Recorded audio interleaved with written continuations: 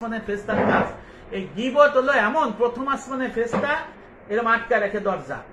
সে আমল ব্যক্তি যদি সমস্ত আমল করে কিন্তু যদি হারাম গীবত করে তার দরজা খোলা হয় না, তার জন্য আসমানের দরজা খোলা হয় না, তার আমল নামা যায় না, মুখ ফালায় দেয়। আবার ময়দানে হাসরে এক লোক দেখবে তা খালি জিনা জিনা জিনা, বাড়ি ভাঙচুর বাড়ি ভাঙচুর বাড়ি ভাঙচুর, লুটপাট লুটপাট লুটপাট। ময়দানে আসরে আল্লাহকে বলবে, হে আমার রব, আমি তো জিনা করি নাই, আমি লুটপাট করি নাই, আমি ভাঙচুর করি নাই। তখন বলা হবে, তুমি জিনা করছে যে তার সমালোচনা করছো, তার সম্পর্কে আলোচনা করছো, সে নাই, তাই জিনাকারী সমস্ত জিনা তোমার আমল নামায় আছে। নাউজুবিল্লাহ। আর কেউ যদি বাড়ি ঘরে আগুন দেয়, লুটপাট করে ভাঙচুর করে, তাকে যদি সমর্থন করে এবং বলে অমক অমক অমক এই বাড়ি পুড়াইছে, গাড়ি পুড়াইছে, চুরি করছে, ডাহাতি করছে, সে নাই, সত্য ঘটনা, ওই সমস্ত ওই আমল নামা আপনার আমল নামা আসবে। আর এক প্রকারের আমল নামা আল্লাহ রাসূল উমামা রাদিয়াল্লাহু বর্ণনা করছেন, ময়দানে আসরে যখন আমল নামা দিয়ে হবে, দেখবে এক শ্রেণীর আমল নামা শূন্য, কিচ্ছু নাই, ফাঁকা। তখন বলবে, হে আমার রব, আমি এত নামাজ সোজা হজ যাকাত করছি, আমার আমল নামা কই? তখন বলা হবে, তুমি হারাম গীবত করছো, ওই জন্য তোমার সমস্ত আমল ওই গীবতকারীর আমল নামাই দিয়ে দিছি, যার গীবত করছো তার। নাউজুবিল্লাহ। এই জন্য ইমামে আজম আবু হানিফা রাহমাতুল্লাহ আলাইহি উনি বলেছেন, আমি যদি হারাম গীবত করি আমার মার করব, কারণ আমার মা আমাকে 10 মাস 10 দিন পেটে ধারণ করে আমাকে কোলে রাইখা খাইয়ে না খেয়ে মানুষ করছে, আমি ব্যথা পাই নাই, মা পড়ে রয়েছে, আমার ছোটবেলার থেকে আমার মা আমাকে কত আদর যত্ন করছে, না খাই আমাকে খাওয়াইছে, আমার অসুখ বিসুখে আমাদের জন্য কষ্ট করছে, আমাদের চিন্তা পেশানি করছে। আমি যদি গীবত করি, হারাম গীবত করি, তাহলে আমার মার হারাম গীবত করব, কারণ আমার আমল নাম আমার মার কাছে যাক, আর আমার মার সমস্ত গুনাহ আমার কাছে আসুক, তাহলে আমার মা যাতে জান্নাত যাইতে পারে। আমি ইমামে আজম আবু হানিফা যদি গীবত করি, তাহলে আমি গীবত করব কার? আমার মা। দেখছেন? এখন এই গীবতের মধ্যে যদি গীবত আপনি না চিনে না করেন, তাহলে আপনি কাফের হয়ে যাবেন। কত বড় মুশকিল দেখেন, মুসলমান থাকবেন না। এলেম শিক্ষা করা ফরজ আইন, এই জন্য এলমে তাসাউফের এলেম শিক্ষা করা ফরজ আইন, ফরজ আইন। এই জন্য ফরজ আইন বলা হয়েছে। তাফসীরে মারিফুল কোরআন সৌদি আরব থেকে প্রকাশিত 596 পৃষ্ঠা নিচের থেকে উপরে 2 লাইন উপরে লেখা রয়েছে, এলমে তাসাউফের এলেম শিক্ষা করাও ফরজ আইন। তাফসীরে মাজারি ইসলামিক ফাউন্ডেশন 6ষ্ঠ খণ্ড 101 পৃষ্ঠার মধ্যে লেখা রয়েছে, এলমে ফিকার মতো এলমে তাসাউফের এলেম শিক্ষা করা ফরজ আইন। তাফসীরে মাজারি সমস্ত তাফসীর এবং ফিকার মাসলার মধ্যে লেখা রয়েছে, এলমে তাসাউফের এলেম শিক্ষা করা ফরদুন আইনুন, ফরজ আইন। তাহলে আমরা এই ফরজ আইন যদি না শিখি, তাহলে এই যে তাসাউফের অন্তর্শিক্ষা হাসিল হবে কেমন করে? নামাজের ভিতরে ফরজ হলো 7টা, আর বাইরে হলো 7টা, আর ভিতরে 6টা। তা আমি আলোচনা করতেছিলাম নামাজের প্রথমটা শরীর পাক, এইটা তাহারাতে জাহেরি, তাহারাতে বাতেনি। জাহেরি হলো আমি আপনাদের বলেছি, ওযু, ফরজ গোসল করা, ফজল আসিস দূর করা, এলো শরীর পাক, দেহের পবিত্রতা। এটা হলো আত্মার পবিত্রতা, দেহের পবিত্রতা, নামাজ বন্দেগী সই হয়। আর এখন আলোচনা করতেছি আত্মার পবিত্রতা, একেবারে ইলমুত তাসাউফ, ইলমে লাদুন্নি অন্তর্শুদ্ধি বিদ্যা, ইলমে বাতেন, মুহলিকাত বর্জন আর মুনজিয়াত অর্জন।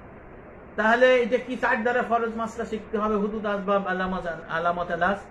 আমি আপনাদের কিছুক্ষণ আগেই অহংকারের মাসআলা আমি পড়ে আপনাদের আলোচনা করে শোনাইছি। এরপরে আমি গীবতের নিচে আর একটা অহংকার, গীবতের মাসালা। এই গীবতের মাসালা এত ভয়াবহ, ঈমান হারা হয়ে যায়। যদি জায়েজ গীবতকে যদি কেউ হারাম জানে, মুসলমান থাকে না। যদি ওয়াজিব গীবতকে যদি কেউ হারাম জানে, সেও মুসলমান থাকে না। দেখছেন না কি অবস্থা? কারণ শরিয়াতের বিধান হলো, যদি হারামকে হালাল, হালালকে হারাম, জায়েজকে নাজায়েজ, নাজায়েজকে জায়েজ। ও ফরজ ওয়াজিবকে যদি কেউ হারাম মনে করে, তার ঈমান থাকে না। আপনি যতই বলেন আমি মুসলমান, লাভ হবে না। ওই যে মালিকের দরবার থেকে নাম কাটা, আবার খালেস তওবা করে আবার মুসলমান হইতে হবে। কত বড় কথা না? তাহলে আমরা মনে করি এ গীবত করতেছে, কিন্তু গীবত যে ওয়াজিব আছে কেউ তো জানে না। তাহলে গীবত কাকে বলে? কারো অসাক্ষাতে তার দোষ চর্চা বর্ণনা করাকে গীবত বলে। কার গীবত করা হারাম? সমাজে কাউকে হেয় করা, প্রতিপন্ন করা, সমাজে কাউকে ঘৃণিত করা, এটা হলো গীবত। কার গীবত করা ওয়াজিব? দেখেন, আগেটা হলো হারাম, কার গীবত করা ওয়াজিব। এখন কয়েছে গীবত করা ওয়াজিব, এবার কি কয়? 6 শ্রেণীর লোকের গীবত করা ওয়াজিব। এই গীবত যদি না করেন, এই ওয়াজিব তরকের দিয়ে আপনি ফসাকুন ফাসেক হয়ে যাবেন। যে আলেম এই ইলম জানে না, যে আলেম এই 6 ধরনের গীবত করা যে ওয়াজিব এইটা না জানে ভুল বলে, সে ফুসাকুন ফাসেক হয়ে যায়, আবার ঈমান হারাও হয়ে যায়।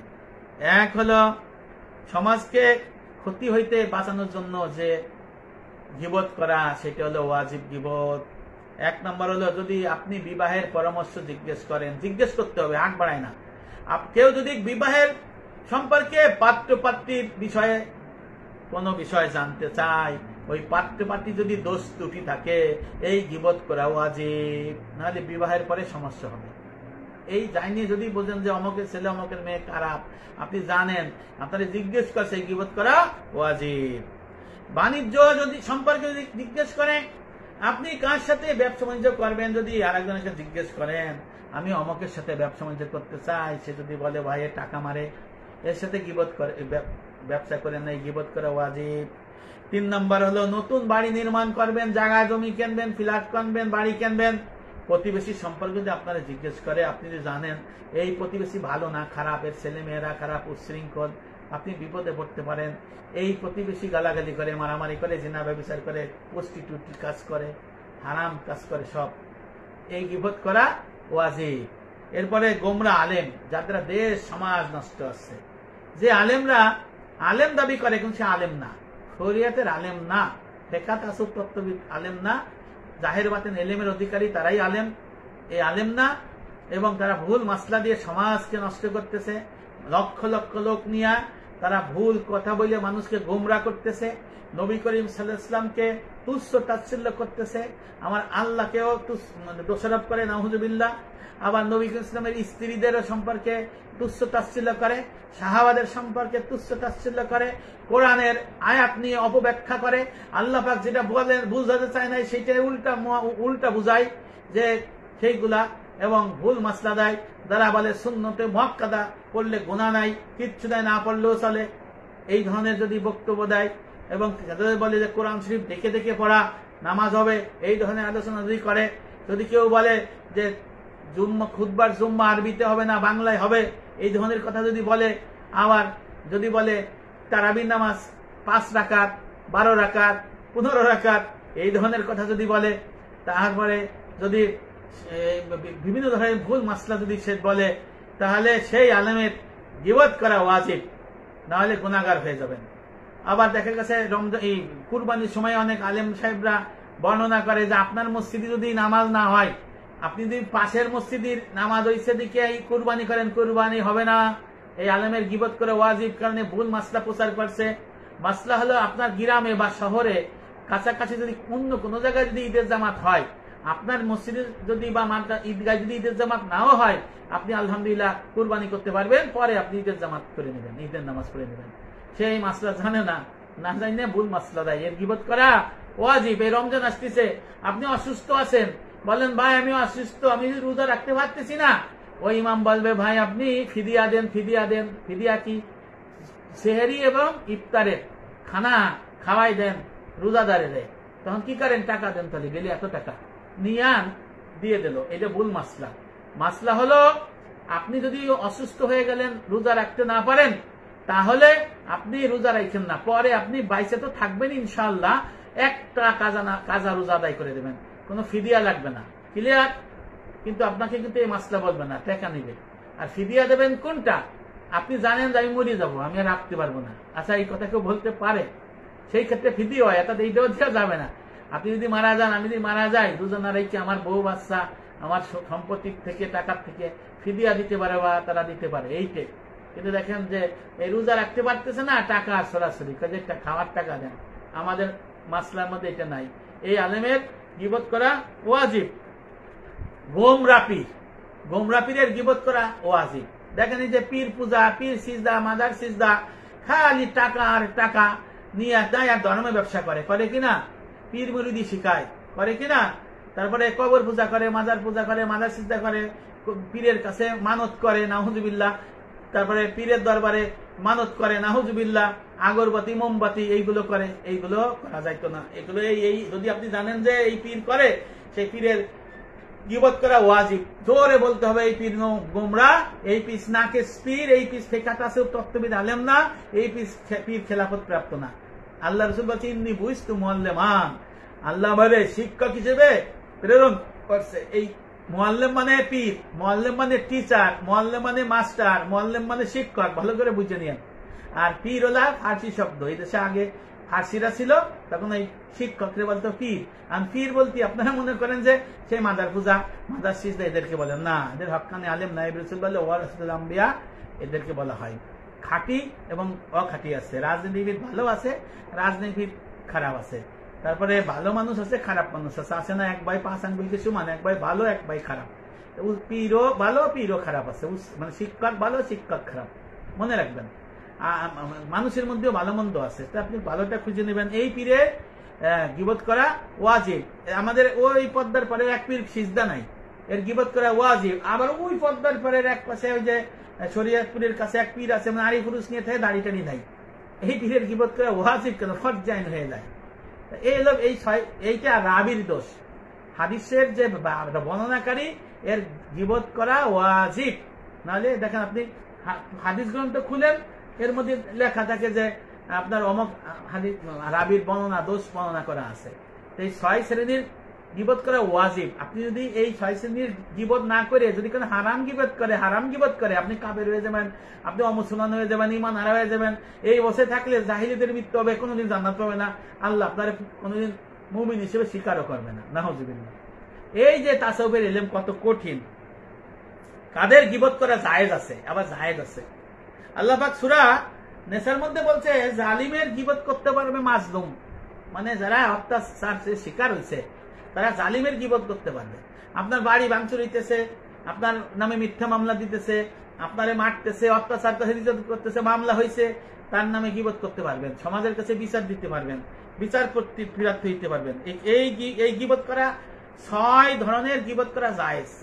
এক হলো ইনসাফ নেয়া, অর্থাৎ বিচারের জন্য জালিমের গীবত করা জায়েজ, মনে রাখছেন। 2 নম্বর হলো গুনাহগার ব্যক্তিকে হক পথে ফিরিয়ে আনার জন্য গীবত করা জায়েজ। গুনাহগার ব্যক্তি, যে বেটার দাড়ি নাই, এটা কবিরা গুনাহ না? 24 ঘন্টা কবিরা গুনাহ হচ্ছে, তার নামাজ রোজা মাকরিয়ে তাহরিমি হচ্ছে, শুধু ফরজ আদায় হবে কিন্তু সওয়াব পাবে না, গুনাহ হবে, আর কি হবে? আল্লাহ শাস্তি পাবে, ফাসেক মুসলমান হয়ে গেল। এর গীবত করা ওয়াজিব। ইমাম যদি ফাসেক হয়, গীবত করা ওয়াজিব। ইমাম যদি মিথ্যে কথা বলে, গীবত করা জায়েজ। ইমামের পার্থক্য বলিয়ে দিলাম, ওইটা ওয়াজিব গীবত হয়ে যায়। যদি গুনাহগার ব্যক্তি, সে গুনাহ করতেছে, তার গুনাহ থেকে ফেরত আনার জন্য তার গীবত করা ওয়াজিব। যদি বলেন যে এই মিটু সর্দার বা আমেরিকার থেকে আমি মিটু হালিম, আমাদের এখানে সংযুক্ত হয়েছে আমার এক প্রিয় ভাই ছিল শাহ মোহাম্মদ আব্দুল হালিম, আমাদের শ্রমিক নেতা ছিলেন, আমাদের এলাকার কাশিনী গোপালগঞ্জের রত্ন ছিলেন শাহ মোহাম্মদ আব্দুল হালিম। আমি যখন স্টুডেন্ট ছিলাম, উনি ঘোড়া নিয়ে আমাদের এলাকা যাইতেন, ঘোড়া নিয়ে যেতেন। উনি নির্বাচন করছিলেন, অনেক ভোট পাইছিলেন 79 সালে। আমি ওনারে দেখতাম এবং শাহ মোহাম্মদ আব্দুল হালিমকে ধানের শীষে ভোট দিয়ে লেখা আমি পড়তাম। আমি এবার রাজনীতি করি না ভাই, আমি ওনার ছেলে মিঠু হালিম সৌদি আমেরিকা থেকে আমার এই লাইভ দেখতেছে। ভাই, আপনি পূর্ণাঙ্গ দিন সম্পর্কে অনেক কিছু জানেন, আমার মাধ্যমে আমি জানি। আপনি দেখেন, আমার লেখা পড়েন, আপনাকে সুস্বাগতম। আপনার আব্বার জন্য দোয়া করি। আপনি বাংলাদেশে আসলে আমার সাথে দেখা করবেন। আমার নাম হায়দার আলী হিটলু, আমার বাড়ি হলো ভাটিয়াপাড়া, আমি থাকি না ওখানে, আমি ঢাকা থাকি রাজারবাগে। ফেসবুকে আপনি মেসেঞ্জারে আমাকে পাবেন। আপনি বাংলাদেশে আসেন না, তবে এখন হয়তো আসতে পারেন, আসলে আমার সাথে একটু দেখা করিয়েন। তা আমি যেটা বলতেছি, গীবত করা জায়েজ, 6 ধরনের ব্যক্তির গীবত করা জায়েজ। এক হলো জালিমের গীবত করা জায়েজ আছে। 2 নম্বর গুনাহগার ব্যক্তিকে গুনাহ থেকে সরানোর জন্য গীবত করা জায়েজ। এমন মানে গুনাহগারকে ঘুষ করে বলতে পারবেন, সুদ করে বলতে পারবেন, এখন মিরাজ ঠকানো বলতে পারবেন। এই গীবত করা জায়েজ। তাহলে সে ঘুষ খাবে না, যদি বলেন অমুক ঘুষ খায়, লকআপ যদি ঘুষখোর দিয়ে দেন, ও কোনোদিন ঘুষ খাবে না, তা আমার টাইটেল হয়ে গেছে ঘুষখোর। যদি কয় সুদখোর, সুদি অমুক, তাহলে সে আর সুদ খাবে না, যদি সে ওরকম হয়।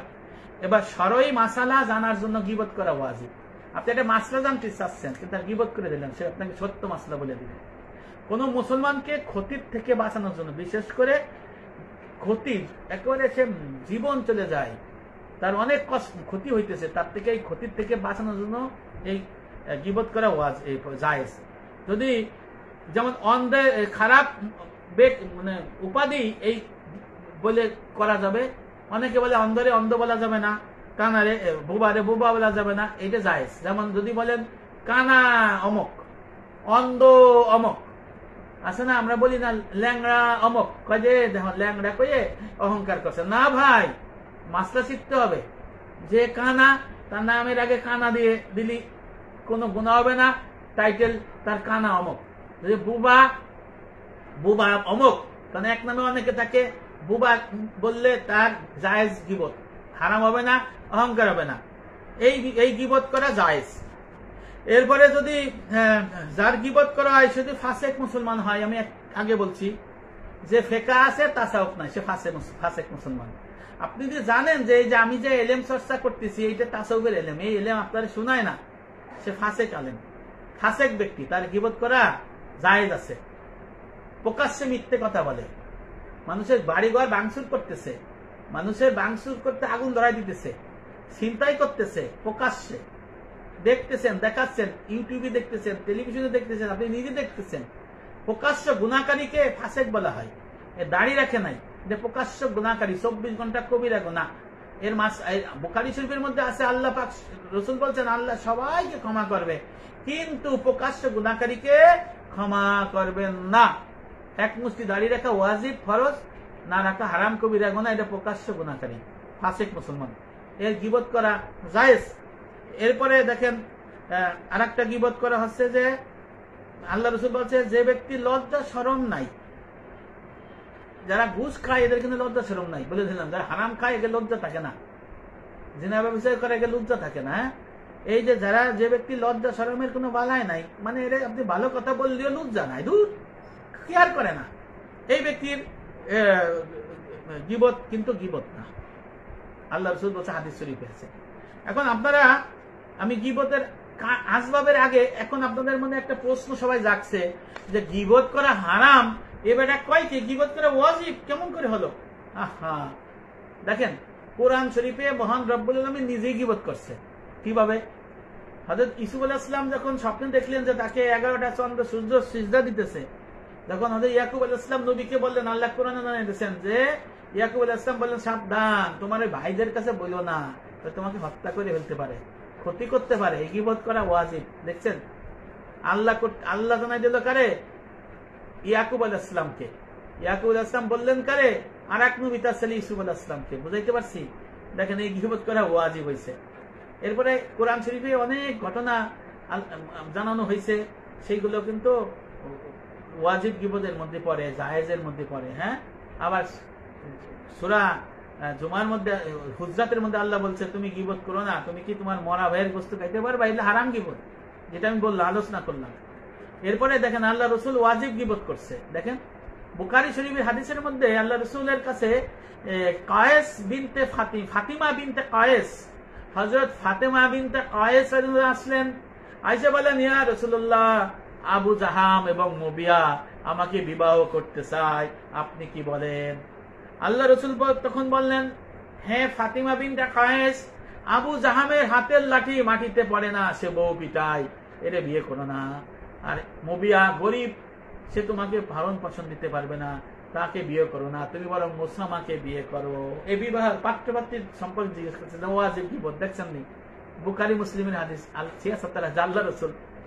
এরপরে চলে গেল, খুশি হইল না, আবার এসে বললো, ইয়া রাসূলুল্লাহ, হযরত জাহাম আর মুবিয়া আমাকে বিবাহ করতে চায়, আপনি কি বলেন? আমার নবী ওইটাই বললেন, আবু জাহামের হাতের লাঠি মাটিতে পড়ে না, তার বউ পিটাই।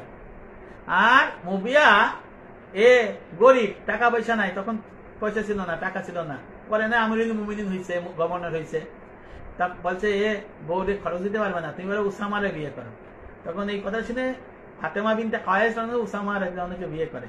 আল্লাহ রাসূল দোয়া করলেন, অনেক ভালো ছিল। এই গিবত ওয়াজিব গিবত। মুসলিম শরীফের হাদিস, বুখারীর হাদিসের মধ্যে আল্লাহ রাসূল বসে আছে, এক লোক আসতেছে, হযরত আয়েশা রাদিয়াল্লাহু আনহা বসা। আল্লাহ রাসূল বললেন, হে ফাতেমা দেখো এই ব্যক্তিকে, এই ব্যক্তি এমন লোক, সে খুব খচ্চর লোক, সে খুব খারাপ লোক, দেখেন গিবত করলো। তাড়াতাড়ি নবী গেলেন, তাকে সাদর সম্মাননা নিলেন, বসাইলেন, চাদর দিয়ে বসাইলেন, ভালো ভালো খাওয়াইলেন, গল্প করলেন, আবার হাঁটতে হাঁটতে দূরে দিয়ে আসলেন। ফিরে এসে আয়েশা রাদিয়াল্লাহু আনহা বললেন, ইয়া রাসূলুল্লাহ, আপনি বললেন খতরনাক লোক, আমি ভয়ে জড়সড় রয়েছি, আবার ওই লোকের সাথে ভালো করে হাসি খুশি করলেন, খানা দানা খাওয়াই বিদায় দিলেন, কারণটা কি? বললে আয়েশা, দুটো বর্ণনা, মুসলিম বুখারীর শেষের 2 বর্ণনা। বললো, তোমার রসুল কি কারোর সাথে খারাপ ব্যবহার করছে দেখছো? আমি তো আল্লাহ রসুল, আমি খারাপ ব্যবহার করি না। আর একটা হাদিসের শেষে লেখা যে এই লোককে যদি আমি আদর যত্ন না করতাম, আমার এই উম্মতকে আরো বেশি ক্ষতি করতো। দেখেন এই ওয়াজিব গিবত। এই যে অনেকে এলেম জানে না, এই জন্য বলে গিবত আবার ওয়াজিব আছে নাকি। ওয়াজিবকে যদি হারাম মনে করেন তাহলে সে কাফের হয়ে যায়, তাই না?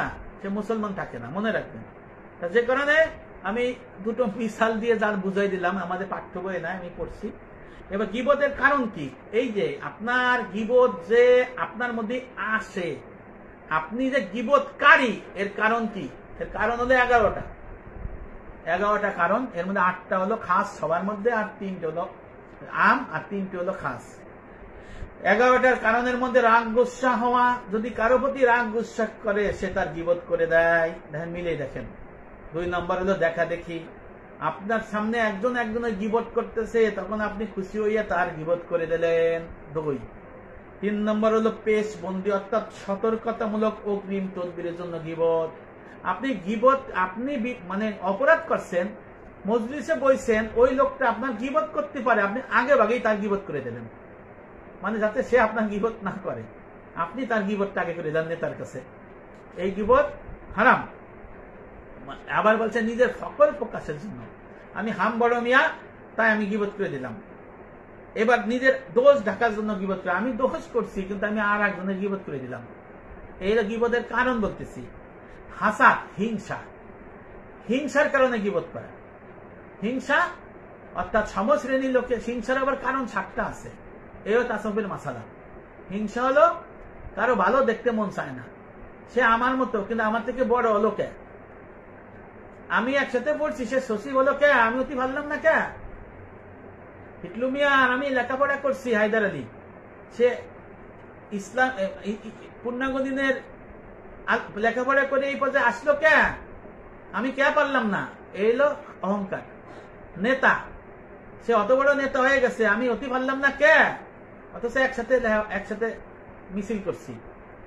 আমি চাকরি, আমি একসাথে ঢুকছি, সে হয়ে গেল সচিব, আমি হয়ে গেলাম প্রশাসনিক কর্মকর্তা, সে হলো কে। একসাথে পড়াশোনা করছি, সে গাড়ি করে বাড়ি করে, হালাল, সে কে করলো, আমি কে করতে পারলাম না। এই কারণে অহংকার তৈরি হয়। এই অহংকারের জন্য সে তার গিবত করে, দেখতে পারে না। দেল খোল্লাদি, মানে দেখা দেখি, মনে যা চায় গিবত করে দিলেন।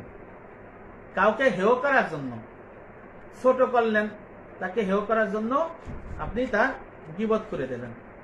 কিসের জন্য? হেয় করার জন্য। হেয় করার জন্য আপনি তার গিবত করে দিলেন।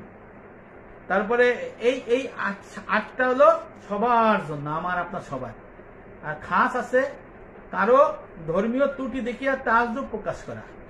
তাই হায় হায়, সে এত বড় আলেম, এত বড় ইসলামিক স্কলার, সে এই ভুলটা করলো। হ্যাঁ, এটি সম্ভব? এই তাজ্জুব, তার গিবত করে দিল। এরপরে বলা হয়েছে যে ধর্মীয় ত্রুটি দেখিয়া দয়া প্রকাশ করা, যে দয়া দেখ, কিন্তু ধর্মের বিষয়ে সে ভালো করে নামাজ ঠিক মতো পড়তে পারলো না, ভুল মাসলা প্রকাশ করলো। হ্যাঁ, এবং চিন্তা করে দেখা, যে এরকম চিন্তা করে যে দেখো অমক এই ত্রুটি করছে, এই ত্রুটির কারণে আমার খুব দুঃখ হয়। এত বড় আলেম, সে দুঃখ হয়, এত বড় মানুষ, আফসোস লাগে। এই হলো গিবত আসে। কারণ এই গীবত কিন্তু হারাম না জায়েজ, এটা কিন্তু আগে বলে দিছি আমি। কিন্তু গীবতের কারণ এর মধ্যে আবার ওয়াজিব গীবত আছে, হারাম গীবত আছে, হ্যাঁ, আবার জায়েজ গীবত আছে, মনে রেখেন। আর একটা হলো কারো ধর্মীয় ত্রুটি দেখিয়া গোসা প্রকাশ করা। রাগ কিন্তু দুই প্রকার, অনেকে আমি বলে গেছি রাগ রাগ দুই প্রকার, রাগ জায়েজও আছে হারামও আছে। ধর্মীয় বিষয়ে যদি কেউ রাগ গুসা করে এটা জায়েজ, আর এর বাইরে নিজের জন্য নিজের ক্ষতির জন্য রাগ গুসা করা কি হারাম। দেন এটাও তাসাউফের এলেম। এই যে আমলি মাসালা, যে আমি নামাজের যে ওই যে পাক পবিত্রতার কথা বলতেছি না, শরীর পাক, শরীরের দুটো অংশ, একটা হলো দেহ, একটা আত্মা। আত্মার আলোচনা করতেছি, আত্মার মধ্যে দিলে একটার সাথে একটা রিলেটিভ হয়ে যায়। এই হলো আপনার 11 কারণে গীবত তৈরি হয়। এখন গীবতের আলামত কি, এখন আপনি বুঝবেন আপনার মধ্যে গীবত কে আছে, আপনি বুঝবেন কেমন কে, মানে আমার মধ্যে গীবত আছে কিনা। এই জন্য একটা লাইনে মাসলা শিখতে হবে। পরের দোষ মন বর্ণনা করে খালি মন চাই মন চাই মন চাই, ঘরে দেখবেন বাসার লোক খালি পরের নিয়ে কথা কয়। ওই যে আপনি যখন চায়ের দোকানে যাবেন দেখবেন খালি আর এক লোককে নিয়ে গল্প কথা কয়। আপনি যখন মসজিদে যাবেন আর এক লোককে নিয়ে কথা বলে।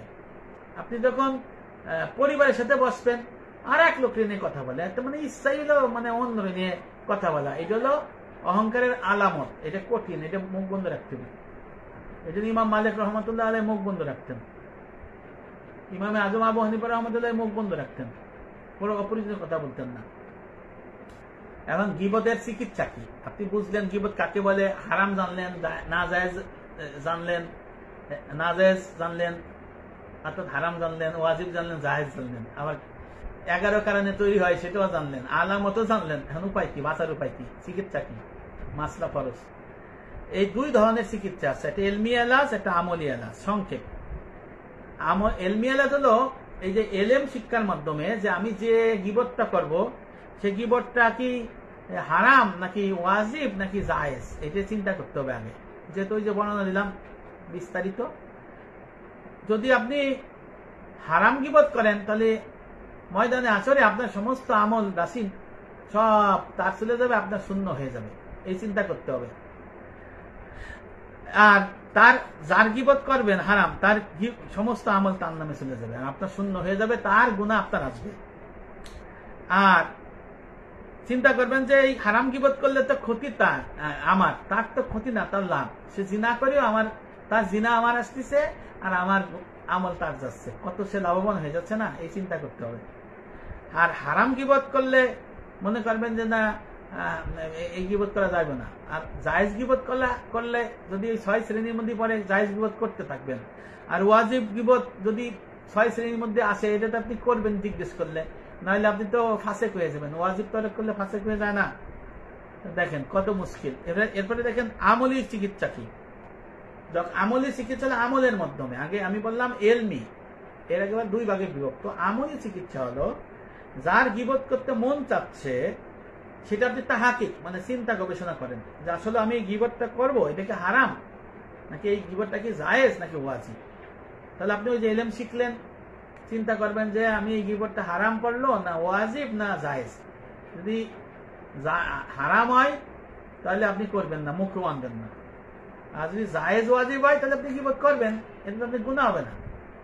এইরকম কিছুদিন মুজাহাদা রিয়াজত যদি করেন, চিন্তা গবেষণা করেন, তাহলে আপনার গীবত দূর হবে। আল্লাহ রাসূল বলেছেন যে তার ভাইয়ের অনুপস্থিতিতে তার ইজ্জতের উপর হামলাকে প্রতিহত করে, কিয়ামতের দিন তার ইজ্জতকে রক্ষা করা আল্লাহ তাআলার উপর জরুরি হয়ে পড়ে। সুবহানাল্লাহ, এটাও কিন্তু খেয়াল করতে হবে। তাহলে আমি নামাজের যে বাইরের 7টা আর ভিতরের 6টা যে ফরজ বিষয় আলোচনা করতেছিলাম, তখন এর মধ্যে তাহারাতে অর্থাৎ পবিত্রতা নিয়ে আলোচনা আসলে পবিত্র 2 প্রকার, তাহারাতে জাহেরি, তাহারাতে বাতিনি। জাহেরি জানি, জাহেরি করে মনে করি যখন নামাজ কবুল হবে, রোজা অজু গোসল করলে এই বিরাট কিছু হয়ে গেল, নখ কাটলাম, ফজর আজিজ দূর করলাম, অপ্রয়োজনীয় লোক কেটে দিলাম, মনে করলাম নামাজ হয়ে গেল, নামাজ হলো সই হয়। আর এই যে অন্তরের মধ্যে হিংসা